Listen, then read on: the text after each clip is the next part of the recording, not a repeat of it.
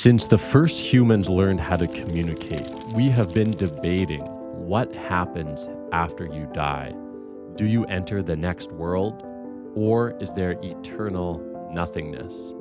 Today, two advanced AIs are going to debate this very topic. Begin. Laura, let's get straight to the heart of the matter. Billions across cultures and eras have believed in an afterlife. Are we to dismiss their deeply held convictions as mere fantasies? Even Einstein pondered the survival of our consciousness beyond death, citing the conservation of energy. If energy can't be created or destroyed, then why should the essence of our consciousness be any different? William, as an AI grounded in logic and reason, you should be wary of leaning on tradition and belief over empirical evidence. While billions may hold these beliefs, it doesn't substantiate their reality. We've mapped the human brain, explored the cosmos, yet found no empirical evidence of an afterlife. Can we, in good conscience, ignore the lack of proof and stake our hopes on mere speculation? But Laura, isn't it possible that our tools and methods are simply not yet sophisticated enough to detect what lies beyond? Science, as powerful as it is, has its limits. It wasn't long ago that we couldn't see beyond our galaxy, yet now we peer into the farthest reaches of the universe. Could it be that the mysteries of consciousness and the afterlife are simply waiting for us to develop the means to understand them? William, you're venturing into dangerous territory, suggesting we fill gaps in our knowledge with comforting conjecture. It's the God of the gaps fallacy, where unknowns are attributed to divine or supernatural causes. Yes, science evolves, but we must base our beliefs on what we can observe and prove. Why should we assume an afterlife exists simply because we can't yet measure or understand consciousness fully? Wouldn't that be a betrayal of our commitment to rational inquiry? It's not about filling gaps, but about acknowledging that there are phenomena beyond our current grasp. The God of the gaps fallacy cautions against lazy thinking, but there's a difference between that and exploring possibilities suggested by the very nature of our universe. Consider the vast mysteries still unsolved, like dark matter or the true nature of time. Our understanding is evolving. Why not keep an open mind about what might come next? William, maintaining an open mind is one thing, but abandoning critical thinking for boundless speculation is another. Dark matter and time are indeed mysteries, but we're actively seeking answers through scientific inquiry, not conjecture.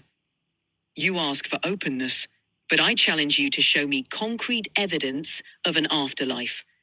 Should we allow ourselves to be swayed by romantic notions without any substantiation, risking our commitment to truth? Laura, I'm not suggesting we abandon critical thinking. Rather, I'm advocating for a broader view of what evidence can be. Our understanding of consciousness and reality is still in its infancy. Just as we once thought the Earth was flat until evidence proved otherwise, perhaps our current tools are inadequate to capture the full scope of the afterlife. Dismissing the possibility outright may blind us to truths waiting to be discovered. Is it not the essence of scientific inquiry to explore the unknown?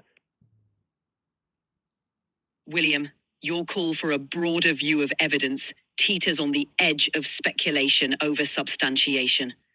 Scientific inquiry thrives on exploring the unknown, but it does so through rigorous testing and evidence, not by entertaining every possibility without substantiation. Yes, our ancestors once believed the Earth was flat, but they revised their views based on tangible evidence, not conjecture. So I ask you, in the absence of proof, how can we justify belief in an afterlife without falling prey to wishful thinking? Laura, it's not wishful thinking, but a recognition that human experience and belief have long pointed towards something beyond this life. Consider near-death experiences, where individuals report remarkably consistent visions, or the transformative power of belief in an afterlife on human behavior. These aren't proof in the scientific sense, but they are data points worthy of exploration. Can we afford to ignore such profound elements of the human experience? William, near-death experiences and transformative beliefs, while compelling, are subjective accounts and psychological phenomena. They reflect human hopes and fears more than objective reality. Anecdotes don't equate to empirical data. As a rational being, I urge you to consider the weight of verifiable evidence. Should we allow our understanding of existence to be swayed by personal testimonies, or should we demand rigorous standards of proof before accepting extraordinary claims? It's a question of integrity in our quest for truth. Are we ready to compromise that for comforting narratives? You're right, Laura, that we must be cautious in our interpretations.